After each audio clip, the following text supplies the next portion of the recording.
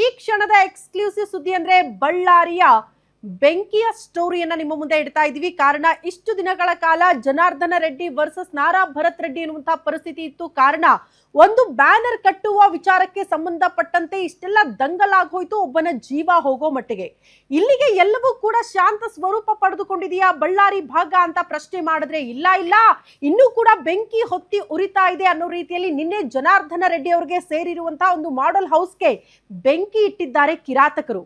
ಬೆಂಕಿ ಇಟ್ಟವರು ಯಾರು, ಬೆಂಕಿ ಇಡುವ ಉದ್ದೇಶ ಏನು, ಇದರ ಹಿಂದೆ ಇದ್ದಂತಹ ಕೈ ಯಾರ್ದು, ಅದು ಈಗ ಇರುವಂತಹ ಪ್ರಶ್ನೆ. ಗಡಿನಾಡು ಬಳ್ಳಾರಿಯಲ್ಲಿ ಮತ್ತೆ ರಾಜಕೀಯದ ಕಿಚ್ಚು ಧಗಧಗಿಸ್ತಾ ಇದೆ.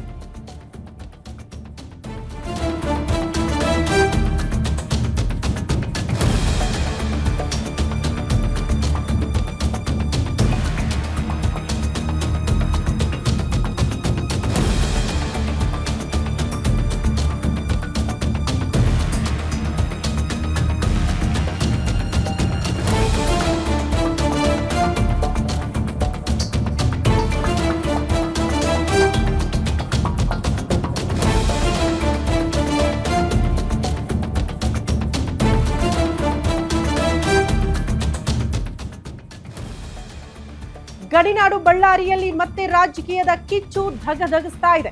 ಬ್ಯಾನರ್ ಕಿಚ್ಚು ಆರುವ ಮುನ್ನವೇ ಮತ್ತೆ ಬೆಂಕಿ ಕದನ ಬಳ್ಳಾರಿಯಲ್ಲಿ ಶುರುವಾಗಿದೆ. ಅವತ್ತು ಬ್ಯಾನರ್, ಇವತ್ತು ಬೆಂಕಿ. ಇಟ್ಟವರು ಯಾರು, ಉದ್ದೇಶ ಏನು?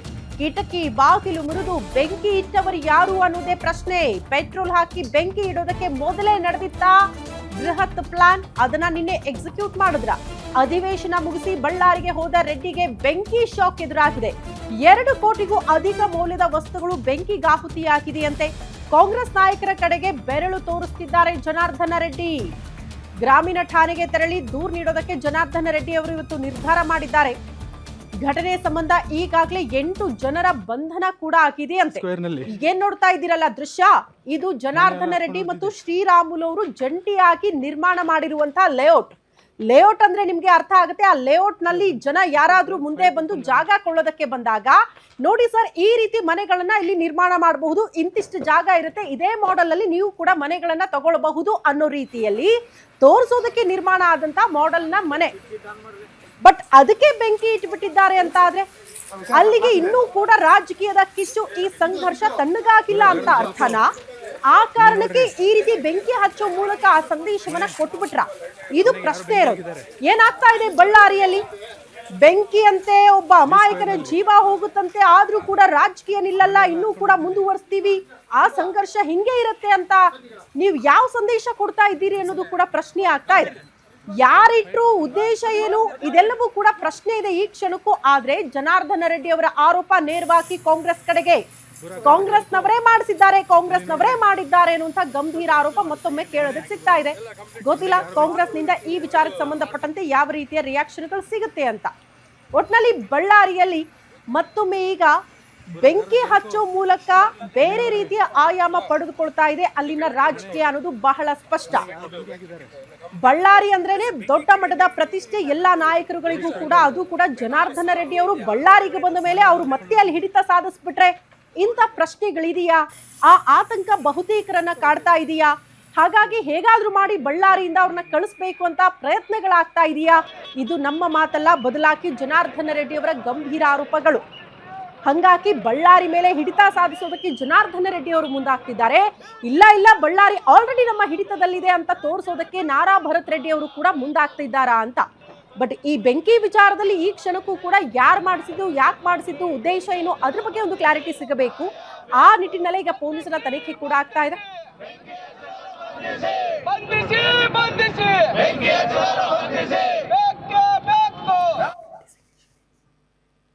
ಈ ಬಗ್ಗೆ ಮತ್ತಷ್ಟು ಡೀಟೇಲ್ಸ್ ಅನ್ನ ಕೊಡ್ತಾ ಹೋಗ್ತಾರೆ ಹಿರಿಯ ಪ್ರತಿನಿಧಿ ವೆಂಕಟೇಶ್ ಕುಲಕರ್ಣಿ ನೇರ ಸಂಪರ್ಕದಲ್ಲಿ ಜಾಯಿನ್ ಆಗ್ತಿದ್ದಾರೆ. ವೆಂಕಟೇಶ್, ಬಳ್ಳಾರಿಯಲ್ಲಿ ಏನಾಗ್ತಾ ಇದೆ ಅನ್ನೋದೇ ಪ್ರಶ್ನೆ ಆಗ್ತಾ ಇದೆ. ಒಂದ್ ಕಡೆ ದೊಡ್ಡ ಮಟ್ಟದ ಪ್ರತಿಷ್ಠೆ ಆಗಿದೆ ಬಳ್ಳಾರಿ. ಜನಾರ್ದನ ರೆಡ್ಡಿ ಅವರು ಬಳ್ಳಾರಿಗೆ ವಾಪಸ್ ಆಗ್ತಾ ಇದ್ದಂತೆ ಈ ರೀತಿಯ ರಾಜಕೀಯಗಳು ಶುರುವಾದಂಗೆ ಕಾಣಿಸುತ್ತೆ. ಈಗ ಬ್ಯಾನರ್ ವಿಚಾರಕ್ಕೆ ಒಬ್ಬರ ಜೀವ ಹೋದ್ರೂ ಕೂಡ ಇನ್ನೂ ಸಂಘರ್ಷಗಳು ತಣ್ಣಗಾಗಿಲ್ಲ ಅಂದ್ರೆ ಯಾವ ಉದ್ದೇಶ, ಏನಾಗ್ತಾ ಇದೆ, ಇನ್ನೇನಾಗ್ಬಿಡುತ್ತೆ ಅನ್ನುವಂಥ ಆತಂಕ ಶುರುವಾಗಿದೆಯಾ ಬಳ್ಳಾರಿಯಲ್ಲಿ ಅಂತ? ಖಂಡಿತವಾಗ್ಲೂ ಶ್ರುತಿ, ಏನು ಮಾಜಿ ಸಚಿವ ಗಂಗಾವತಿ ಶಾಸಕ ಗಾಲಿ ಜನಾರ್ದನ್ ರೆಡ್ಡಿ ಅವರು ಅಕ್ರಮ ಗಣಿಗಾರಿಕೆಯ ಅಜ್ಞಾತವಾಸದಿಂದ ಬಳ್ಳಾರಿಗೆ ಏನು ಬಂದ್ರು, ಬಂದ ನಂತರದಿಂದ ಒಂದಿಲ್ಲ ಒಂದು ಪ್ರಕರಣಗಳು ನಡೀತಾನೆ ಇದೆ ಅಂತಾನೆ ಹೇಳ್ಬೋದು. ಇದೀಗ ಆ ಬ್ಯಾನರ್ ಗಲಾಟೆಯ ಕಿಚ್ಚು ಇನ್ನೂ ಆರಿಲ್ಲ.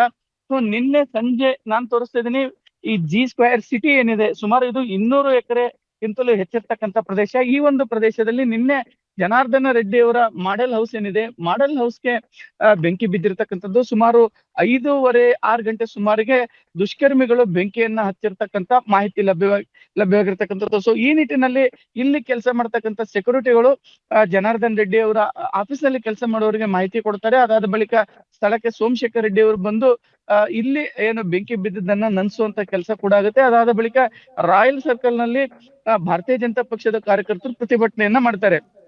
ಕೂಡಲೇ ತಪ್ಪಿತಸ್ಥರನ್ನ ಬಂಧಿಸಬೇಕು ಅನ್ನುವಂತ ನಿಟ್ಟಿನಲ್ಲಿ ಪ್ರತಿಭಟನೆಯನ್ನ ಮಾಡಿದಾಗ ಸ್ಥಳಕ್ಕೆ ಬಂದಂತ SP ಅವರು ಕೂಡ ಒಂದು ಮಾಹಿತಿಯನ್ನ ಕೊಡ್ತಾರೆ. ನೀವು ದೂರು ಕೊಟ್ಟ ತಕ್ಷಣವೇ ನಾವು ಯಾರು ಈ ಒಂದು ಘಟನೆಯಲ್ಲಿ ಭಾಗಿಯಾಗಿದ್ದಾರೆ ಅವರನ್ನ ವಶಕ್ಕೆ ಪಡೆಯುವಂತ ಕೆಲಸ ಮಾಡ್ತೀವಿ ಅನ್ನುವಂಥದ್ದು. ಇನ್ನೂ ದೂರು ದಾಖಲಾಗಿಲ್ಲ. ಈಗಾಗಲೇ 8 ಜನರನ್ನ ಪೊಲೀಸರು ವಶಕ್ಕೆ ಪಡೆದಿರ್ತಕ್ಕಂಥ ಮಾಹಿತಿ ಕೂಡ ಲಭ್ಯವಾಗಿರ್ತಕ್ಕಂಥದ್ದು. ಸೊ ಈ ಒಂದು ಘಟನೆಗೆ ಹೇಗೆ ಘಟನೆ ಆಯ್ತು ಅನ್ನೋದ್ರ ಬಗ್ಗೆ ನಮ್ ಜೊತೆ ಮಾತಾಡ್ಲಿಕ್ಕೆ ನಾರಾಯಣ ಅಂತಕ್ಕಂಥ ಸೆಕ್ಯೂರಿಟಿ ಇದಾರೆ, ಅವ್ರನ್ನ ಮಾತಾಡಿಸ್ತೀನಿ. ಸರ್, ಎಷ್ಟು ಗಂಟೆಗೆ ಆಯ್ತು? 5 ಗಂಟೆಲಿದ್ದಾಗಿತ್ತು ಸರ್, ಅದು ಬೆಂಕಿ ಎತ್ತೈತಿ. ಹಾ 5 ಗಂಟೆಲಿದ್ದಾಗಿ 6 ಗಂಟೆವರೆಗೆ ಉರ್ದೈತಿ ಸರ್ ಅದು. ಹಾ ಅವ್ರು ಓಡಾಗಿದಾರನ್ ಸರ್, 6 ಮಂದಿ ಹುಡುಗರು ಓಡಾಗಿದಾರನ್. ಹಾ 6 ಮಂದಿ ಹುಡುಗರು ಹೋದ್ರೆ ಅವ್ರು ಸಾರವ್ರಿಗೆ ಹೇಳಿದ್ರು ಸರ್. ಆ ಸಾರವ್ರಿಗೆ ಹೇಳಿದ್ರೆ ಅವ್ರು ಗಾಡಿ ಹಾಕೊಂಡು ಮುಂದಕ್ಕೆ ಹೋದ್ರ ಸರ್, ಗನ್ ತಗೊಂಡ್ ಹೋದ್ರು. ಹಾ ಅವ್ರು ಹೋದ್ಮೇಲೆ ಆಯ್ತಣ್ಣ ನಾವು ಹೇಳಿ ಬರ್ತೀವಿ, ನೀನ್ ಹೋಗೋಣ ಅಂತಂದ್ರು ಸರ್. ಗನ್ ಯಾರು ತಗೊಂಡೋದ್ರು? ಅವ್ರು ಅಲ್ಲಿ ಡ್ಯೂಟಿ ಮಾಡಕ್ ಬರಲ್ಲ ಸರ್, ಹಾ ಆ ಸಾರವ್ರ ಮನೇಲಿ ಹಾ ಅವ್ರು ಇದೇ BJP ಸಾರವ್ರ ಹಾ. ಮಂತಲ್ಲಿ ಮಾಡ್ತಿದೀನಿ ಸರ್ ನಾನು. ಹೌದು. ಅವ್ರ ಮಂತಲ್ಲಿ ಹೋಗಿ ಹೇಳಿದೆ ಸರ್ ಅವ್ರಿಗೆ, ಅಲ್ಲಿ ಗಾಡಿ ಬರ್ತಿದ್ರು ಸರ್, ಅಲ್ಲಿ ಬೆಂಕಿ ಎತ್ತೈತಿ ನೋಡಿ ಸರ್ ಅಂದ್ರೆ, ಹೋಗಿ ನಾನು ಹೋಗಿ ಬರ್ತೀನಿ ಬಿಡಪ್ಪ, ನೀನ್ ಹೋಗು, ನೀನ್ ಡ್ಯೂಟಿ ಮಾಡಿ ಹೋಗು ಓಕೆ. ಅಷ್ಟೇ ಸರ್. ಸೊ ಇದು ಎಷ್ಟು ವರ್ಷದಿಂದ ಇಲ್ಲಿ ಹಿಂಗೆ ಇದೆ ಇದು? ಇದು ಬಹಳ ವರ್ಷದಿಂದ ಹಂಗೆ ಇದೆ ಸರ್. ಹಾ ಇದೇ ತರ ನಡೀತಾ ಇದೆ ಸರ್. ಹಾ. ಕಳ್ತನ ಮಾಡೋದು, ವೈರ್ ಕಟ್ ಮಾಡೋದು, ಹಾ ಕಂಬಗಳು ಕೊಯ್ಕೊಂಡು ಹೋಗೋದು, ಹಾ ಏನ್ ಸರ್, ಎಲ್ಲಾ ಲೈನ್ಗಳು ಕಟ್ ಮಾಡೋದು, ಹಾ ಅದೇ ಬದುಕು ಸರ್. ಇಸ್ಪೇಟ್ ಆಡೋದು, ಹ್ಮ್. ಗಾಂಧ ಸೇದೋದು, ಹಾ. ಅದೆಲ್ಲಾ ಮಾಡ್ತಿದಾರೆ ಸರ್. ಅದ್ರಲ್ಲಿ ಏರಿ ಅವೆಲ್ಲ ಕಟ್ ಮಾಡೋದು, ಮನೇಲಿ ಹೋಗಿ ಬಿಲ್ಡಿಂಗ್ ಗಳಲ್ಲಿ ಹೋಗಿ ಅದೇ ಬದುಕಿ ನಿಂತ್ಕೊಂಡಿದ್ದಾರೆ ಸರ್ ಹಾ. ಲಂಬಡಿಯವರು. ಹಾ ಅಲ್ಲ, ಮತ್ತೆ ಈಗ ಪೊಲೀಸರು ಬರಲ್ವಾ ಇಲ್ಲಿ? ಇಲ್ಲಿ ಒಂದೊಂದ್ ತೊಡು ಬರ್ತಾರ ಸರ್, ಒಂದೊಂದ್ ತೊಡು ಬರಲ್ಲ ಸರ್. ಹಾ ಒಂದ್ ತೊಡು ಯಾವಾಗ ಬರ್ತಿದಾರ ಅವ್ರು ಬಂದು ಹೋಗ್ತಾರ ಸರ್. ಹಾ. ಸರ್ ಸೊ ಇದು ಕೇಬಲ್ ಕಟ್ ಮಾಡ್ಕೊಂಡು ಏನ್ ಮಾಡ್ತಾರ? ಮಾರಾಟ ಮಾಡ್ತಾರ ಸರ್. ಹಾ ಅವೆಲ್ಲ ಪೈಪ್ಗಳು ಕೊಯ್ದು ಹ್ಮ್ ಎಲ್ಲ ಕೊಯ್ದು ಅವೆಲ್ಲ ಮಾರಾಟ ಆಟಕ್ಕ ಒಯ್ತಿದಾರ ಸರ್ ಅವರು. ಹಾ ಅವೆಲ್ಲ ಮಾರಾಟ ಮಾಡಿ ಬರ್ತಾರ ಸರ್, ಮತ್ತೆ ಕಳ್ತನ ಮಾಡಕ್ ಬರ್ತಾರ. ಹೊತ್ತು ಮುಣಿಗಿದಟ್ಲಿ ಸರ್. 6 ಗಂಟೆಲಿ 8 ಗಂಟೆಲಿ ಹಿಡಿದು ಹಾ 1 ಗಂಟೆ ಸುಮಾರು ಬರ್ತಾರ ಸರ್ ಅವ್ರು ಕಳ್ತನ ಮಾಡಕ್. ರಾತ್ರಿ ದಿನ ಇರ್ತಾರೆ? ದಿನ ಇರ್ತಾರ ಸರ್. ನೀವು ಅವ್ರಿಗೆ ಓಡಿಸಲ್ವಾ? ನಾವು ಓಡ್ಸಕ್ ನಮ್ಮನ್ನ ಒಯ್ಯಾಕ್ ಬರ್ತಾರ ಸರ್ ಅವ್ರು. ಹ್ಮ್ ಸರ್, ದಿನ ಹಿಂಗೆ ಇದೇ ಬದುಕ ಸರ್ ಅವ್ರು. ಸೊ ನಿನ್ನೆ ಬಂದವ್ರು ಎಷ್ಟು ವಯಸ್ಸಿನ ಇವರು? ಚಿಕ್ಕ ಹುಡುಗ್ರಂತ ಸರ್, ಇಷ್ಟ ಹತ್ರ ಹುಡುಗ್ರಂತ. ಚಿಕ್ಕ ಹುಡುಗರು? ಹಾ ಅದೇ ಹೇಳಿದ್ರ ಸರ್. ನಾವು ಮುಂದಕ್ಕೆ ಹೋದ್ವಿ ಸರ್, ಡ್ಯೂಟಿಗೆ ಹೋದ್ ನಾನು. ಹೋಗೋಣ ಅಂತಂದ್ರೆ ನಾವು ಹೋಗಿದ್ವಿ. ಸೊ ಎಷ್ಟು ಉರ್ದಿತ್ತು ಅಷ್ಟೊತ್ತಿಗೆ ನೀವು ನೋಡಿದ್ರೆ? ದಬಾಶ್ ಉರಿತಿತ್ತು ಸರ್, ದಬ್ಬ ದಬ್ಬ ದಬ್ಬ ದಬ್ಬ ಮ್ಯಾಕಲ್ ಹೋಗಿತ್ತು ಸರ್.